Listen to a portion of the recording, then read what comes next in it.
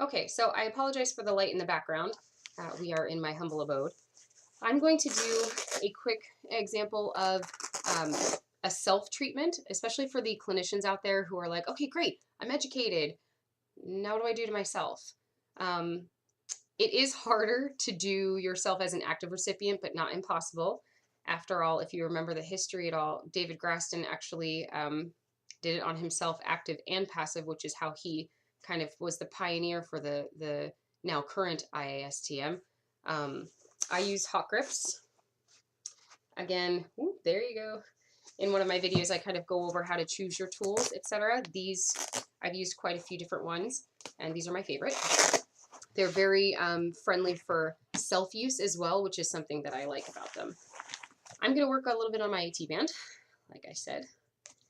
Use my awesome shea butter base, natural. And I'm actually going to use my scanner. So this is a single bevel, which I will hopefully be doing a video soon on each of these tools. A lot of times what I like to use is my awesome handlebar, you guys can see. I think that it is just a really cool piece of work, and it kind of gets in a little bit deeper to those broader areas as well, and it makes it very easy to handle self-treatments. So maybe I'll give you guys a little example of both. Okay, so I'm going to get out of the camera real quick, and I apologize, I have not been tanning for a while. It will be noticed. Don't get nauseous from the camera moving. I'm trying to find an angle, obviously not a professional camera person. So I have my leg relaxed on a chair. I do have a plinth, but this is just easier for the time being. Again, very important to use the proper side of the bevel. Just going to scoop out a little of my own emollient. You don't want to share it with others if you don't have to. And I'm just going to spread it on. Again, just my leg is relaxed. Okay, so I'm going to be a passive recipient to myself. You don't need a lot of this stuff. It moisturizes at the same time, which is pretty cool. Now, something about the IT band, a lot of times with the foam roller, you go right along the band, which actually starts up here and kind of goes into the knee. Imagine like on your imaginary pant line or the seam. Going right on that is okay, and I already felt that. But you also want to think about going below, for one, kind of, since it affects knee flexion and hip motion, but also to the sides, because you have the quadriceps muscle and the hamstring muscle that kind of tuck in underneath it. And if the IT band is a band of fascia, it's not the same as muscular tissue, which is much easier to, break up with pressure. You can go right along the IT band, and that, doesn't feel lovely. I can go long strokes this way. Oh boy, that's definitely as effective as a foam roll, let me tell you.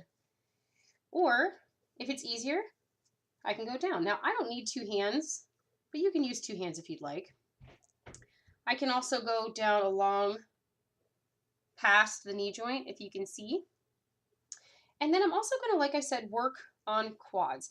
Now, my leg is relaxed. You could, if you wanted, to do some movement with it. Again, I highly recommend taking a course so you can get much deeper into it. Now, I'm an active recipient now. You can kind of see the redness, maybe not so much, but really, to me, that is so much more effective, than just using a foam roll. I'm going to grab my bar. I still have plenty of emollient on me. And again, looking at the special side of the bevel. And I can do the same thing. And this I like because I can just, holy moly, light up my quads. Apparently, I have not stretched.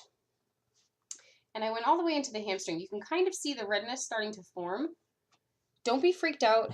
As I've mentioned in previous videos, inflammation is not always a bad thing, okay? Inflammation is part of the healing process, and so it kind of naturally occurs when you have something going wrong or an injury or something like that. But it's that uncontrolled inflammation where we head into trouble, such as chronic injury. When it comes to self-treatment, you have to monitor the reaction that's on your body, just like you would monitor the reaction on your patient's body. So that's kind of just a quick example, but These tools are awesome to have on your own. So please think about not depending on the clinic that you're necessarily working in to use tools. Really worthwhile purchase to have on your own so you can start addressing things like ITB tightness, which can lead to chronic knee pain. Or if you are on the computer all day, medial or lateral epicondylitis, carpal tunnel. There's a whole lot of other things where you can utilize these on the home front as well. Again, have to stress, very important to be educated. So that's the end of this video. I hope you enjoyed it. There will be many more to come. And have a great day. I'll see you guys soon.